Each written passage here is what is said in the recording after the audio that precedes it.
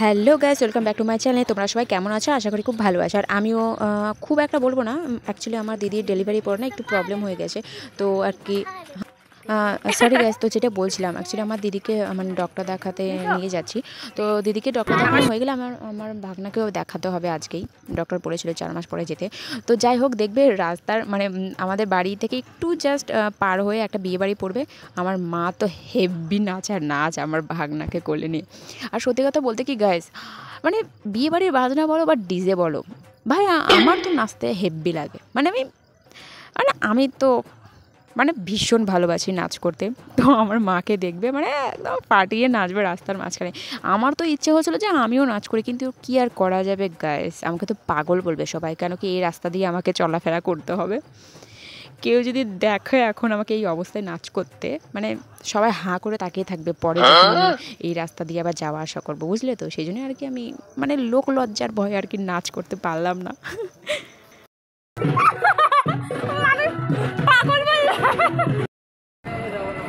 চলো মাটি গাড়াতেই চলো।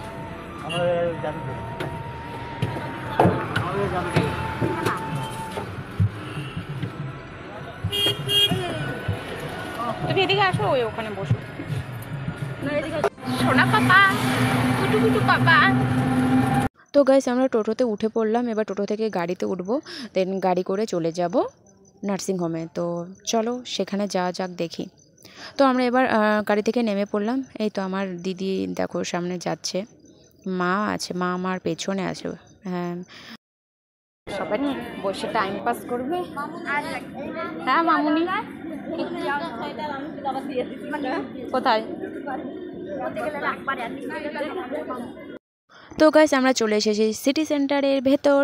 এবার তোমরা মানে একটা জিনিস দেখবে, এই স্ট্যাচুই তো বলে, আই থিঙ্ক। হ্যাঁ, স্ট্যাচুই বলে। তো দেখো, তো আমি এটার ভিডিও করছিলাম, আমাকে এমন ধমক দিয়েছে যে আমি আর ভিডিও করতে পারিনি।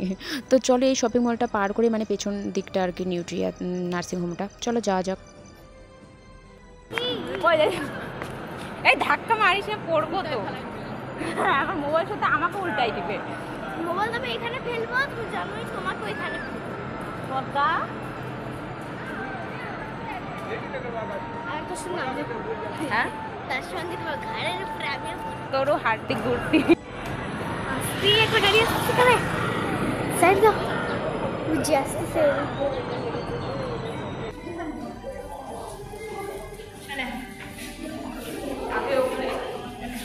লিখতে হবে তো আগে। কোথা থেকে বসে কোথায় ওই যে যা ওখানে বস, আমি নিয়ে আসি।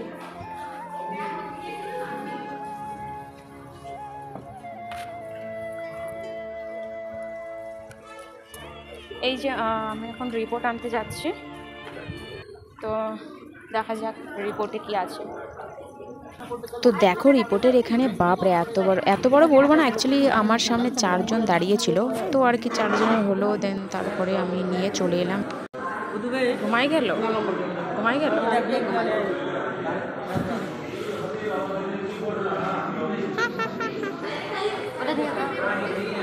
এটা আর কর। তো আমরা রিপোর্টটা নিয়ে আর কি লিফটে করে এবার মানে সেকেন্ড ফ্লোরে যেতে হবে আমাদের, তো সেখানে যাচ্ছিলাম। তো চলো ডক্টরের ওখানে কি হয় দেখি কি। তো আমরা সেকেন্ড ফ্লোরে এসে ডক্টরের চেম্বারে ঢুকলাম, আমি আর দিদি। কারণ চেম্বারের ভেতর তো দুজনের বেশি মানে অ্যালাউ নেই, তো মা বাইরে আছে বসে।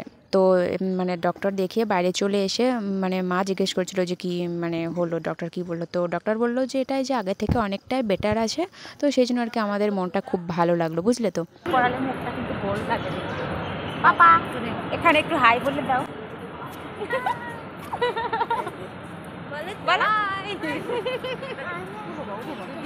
টাকা আছে কিন্তু মোবাইলের দিকে হচ্ছে। হাই বলো।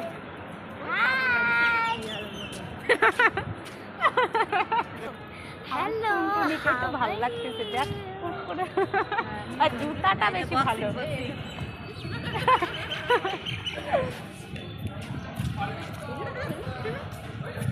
তোরা কি এগুলা করতে আসছিস? হ্যাঁ, এগুলো করাই আমাদের কাজ। আমি এসছি, আমি তো এসছি।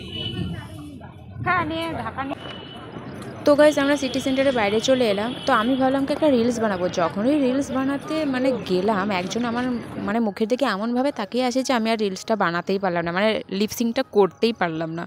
তো কী আর করবো বলো, ওই রকমই ছেড়ে দিলাম। তো গাইজ আমরা এখান থেকে সোজা বেরিয়ে গাড়িতে চড়বো বাড়ি যাওয়ার জন্য। তো বাড়ি পর্যন্ত আর ভিডিওটা টানতে পারলাম না, কারণ সন্ধে হয়ে যাচ্ছিলো, ভিডিওটা পুরো ব্লার আসছিলো, বুঝলে। তো দেখা হচ্ছে তোমাদের সঙ্গে নেক্সট ভিডিওতে। ততক্ষণের জন্য তোমার ভালো থেকো, সুস্থ থেকো আর পাশে থেকো আমার। Bye bye.